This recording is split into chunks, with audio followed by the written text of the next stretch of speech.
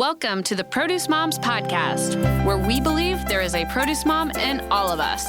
I'm Lori Taylor, founder and CEO of the Produce Moms. For 10 years, I sold fresh produce to over 300 grocery stores in the U.S. And today, my team and I are fully focused on inspiring people to eat more fruits and vegetables. This show is just one of the ways that we hope to inspire you and your family to eat more produce and live a better life. If you like what you're hearing on the podcast, join our community of almost 40,000 in all 50 states and over 30 countries by visiting theproducemoms.com/subscribe. And be sure to subscribe and leave us a review on iTunes. Thanks for being here. Enjoy today's show. Welcome back, everyone. Today on the Produce Moms Podcast, I am thrilled to welcome Renée Vassilos. She is the Agriculture Innovation Director for the Nature Conservancy. And oh my goodness, I am just so excited about what our discussion has in store today. You know, I have been really keeping an eye on what's happening with the concept of regenerative agriculture.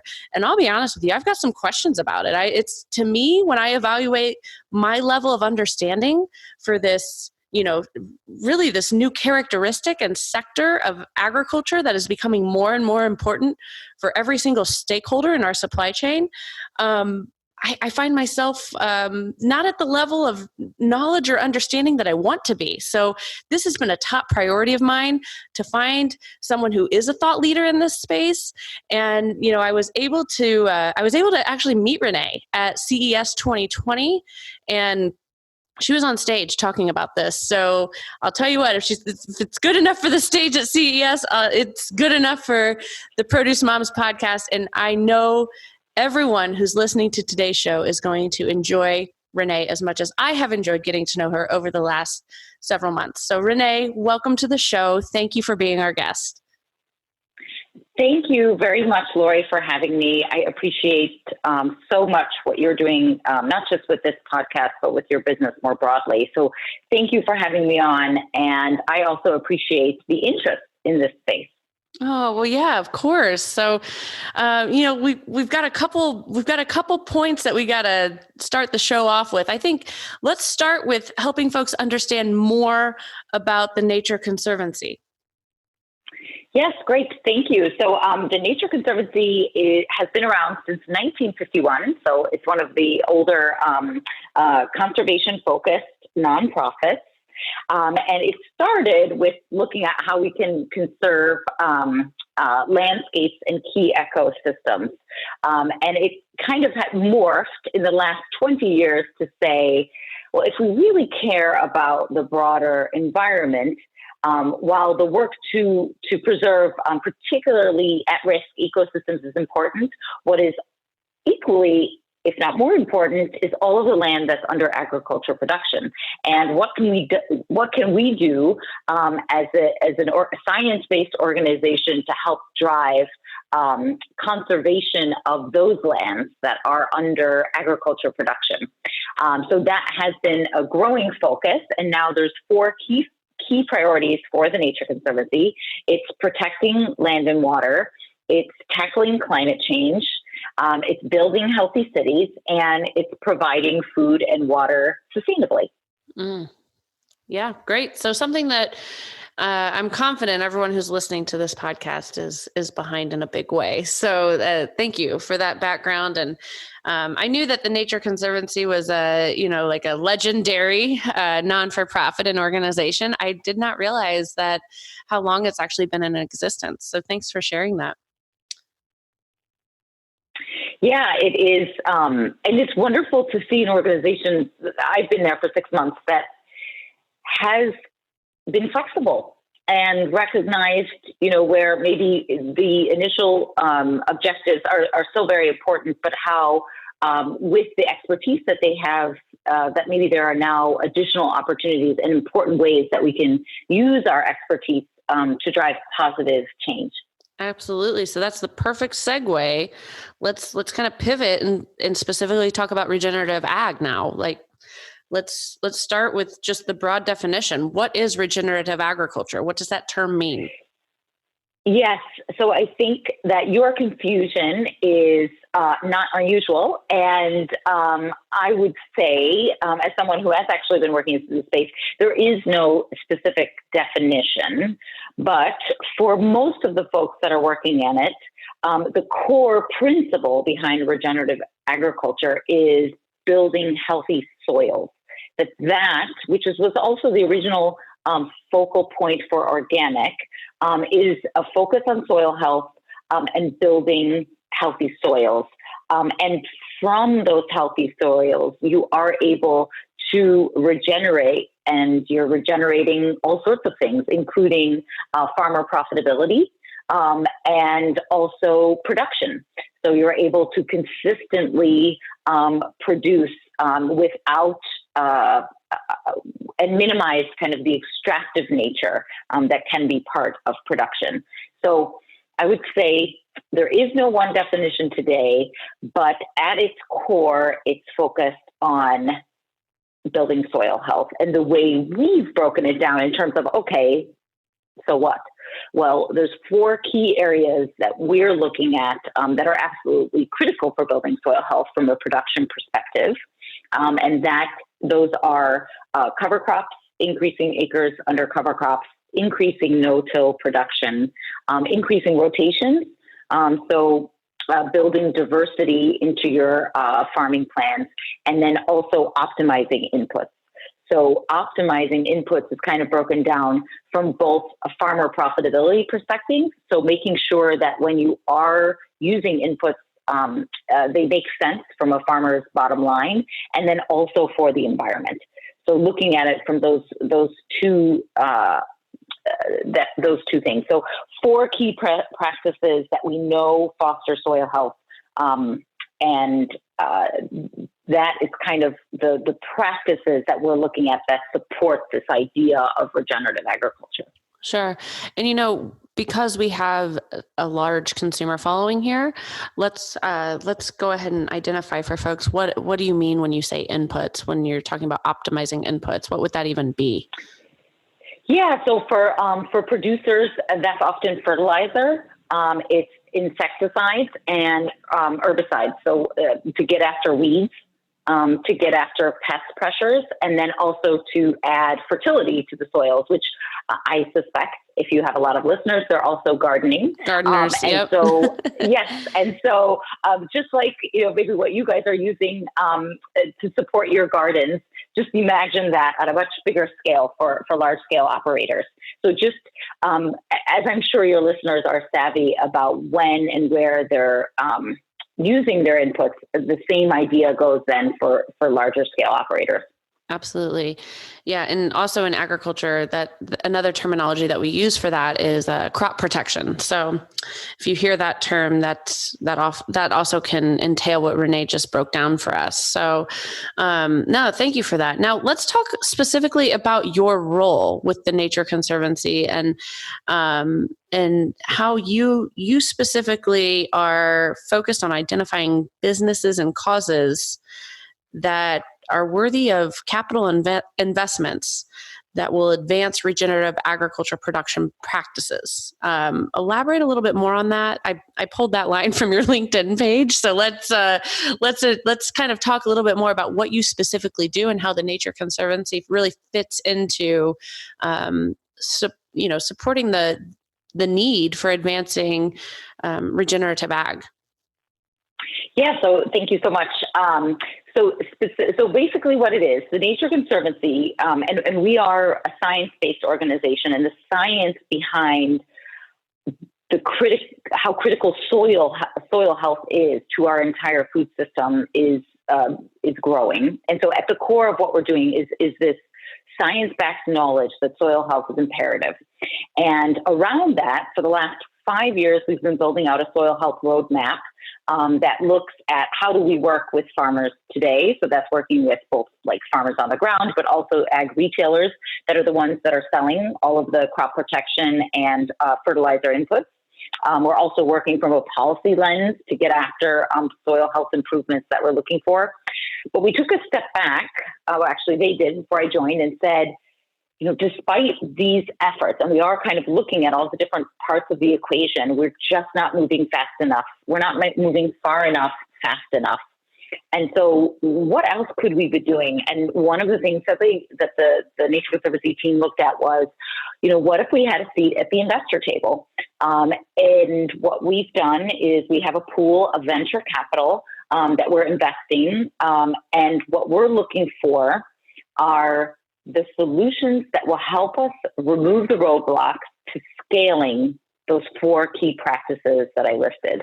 So what is preventing farmers to adopt in mass cover cropping, no-tilling, increased rotations, and optimizing of inputs, and looking at potentially either technology innovation solutions, so like hardware solutions, or even creative financing solutions to help with de-risking change, or creative insurance solutions that could also help to de-risk change.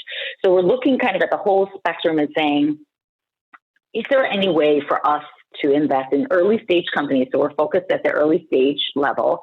And are there any companies that are working to help remove some of those roadblocks to allow farmers to adopt these practices at scale? And so it's an incredible opportunity. And I couldn't believe the Nature Conservancy was doing it. When they approached me about the job opportunity, it's just very forward thinking and creative. And one of the reasons that I get very excited about it. And so the opportunity that presents is for the Nature Conservancy, with our science-backed objectives, to influence where these early stage dollars are going, and hopefully kind of directing some of that innovation and solutions towards what we think will both be profitable companies and great for farmer profitability and the environment. So that's what we're looking for, and that's what we're looking to do. Yeah, no, that's great. And so obviously, as you evaluate, there is no shortage of, early stage businesses and entrepreneurial ideas and solutions in the agriculture space or in the environmental space. And so as you're looking at these companies, I mean, obviously, it sounds like your vetting process, it all kind of comes back to those 4 pillars. Is that correct? That's exactly it. So we have an environmental filter. So we're actually working with an existing venture fund to do kind of the financial due diligence piece. But the filter that we're putting on any potential investments is exactly that. It's the environmental piece. Does this solution help move the needle at scale on one or multiple of those production practices? So the other filter that I'm proud to say that we're using is gender and race diversity. So while the companies are early stage, and oftentimes it's still 2 women in a garage, and so the diversity can be challenging to see, what we can plant the seeds around is intentionality for the businesses as they go forward. Nice. Good. Work that matters right there. So in many ways, not just the diversity commitment, but obviously, the 4 pillars and your commitment to the environment and agriculture as well. So let's talk about what both of the audiences that we have listening to this podcast. We have produce industry, supply chain stakeholders, and then we also have consumers. So let's kind of break it up and talk about what each of those audiences can actually do to promote regenerative agriculture. So advance is really, I'm talking like advance, not necessarily like market, you know what I mean? So yeah, we want them to advance or help move that needle that you are working day in and day out to move. So what the opportunity for industry and supply chain, and I know folks are working on this, and it's starting to ask questions about your supply chain, and starting to ask questions about the how things are being produced. And one of the things that is still in development, but it's coming, is more measurement. So how can we help industry and the supply chain folks to to better be able to hold people adopting accountable. standards even, so like there's Exactly. there's a universal standards. I mean, we kind of run into this in a way, Renée, with the concept of sustainability. There's a lot of folks out there with sustainability claims and practices, but we lack that universal standard in our industry. Yes, that's exactly it. And so there are groups that are starting to pay attention. And so it's being developed. And so I would just challenge, and I'm hesitating a little, probably you can hear, because there's not one place yet. Sure. But one of the driving factors that's coming, and maybe faster and more furious than we can imagine, is a carbon market. That would be a big driver. So if you are, in theory, and again, kind of the measurement tools are being worked out, but a really healthy soil-based farm would be sequestering more carbon. And so if you were measuring that could be one way to measure. But there's other things that you'd want to be measuring, which is biodiversity on the farm, and kind of how you're managing your water resources. So while the carbon market maybe is the biggest opportunity we have to monetize, there are also other pieces that are very important. And so that's why sometimes I hesitate to just mention that as kind of the be all and end all solution, because it is a whole system. And besides carbon sequestration, there's also opportunity to build up biodiversity and monitor how water use and water quality. Those are other opportunities. But I would challenge the industry to continue to watch, because there are solutions that are probably going to be coming to help with that measurement component. Yeah, get involved. 2 years. Yeah, that's what I'm hearing as you're talking. Is like, hey, don't hesitate to get involved with this. So and just tying it back to the startups that we're looking at. So the Nature Conservancy has actually partnered with Techstars, which is one of the more well-known accelerator programs. Yes. And so we have a sustainability focus, and 2 of the Techstars companies from last year that came through were both focused on how do we monetize this how do we measure and monetize this opportunity. So one was called Nori and the other was called Regen Network. So they are early stage and they're working it out, but these things are happening, which is very exciting. And so we are starting to see movement and companies being formed to look at this. So for industry and supply chain, I think solutions are coming, and to keep monitoring and watching for them. Right. Absolutely. And then how about for your end consumer? How can we as consumers, vote with our dollars? Is that, or make requests? What's the call to action? Yeah, well, first of all, it's incredible. Whoever's listening, I'm just thrilled to have you here and listening to this, because you're already there. Right. So what you can do is to continue to create the demand for fresh food.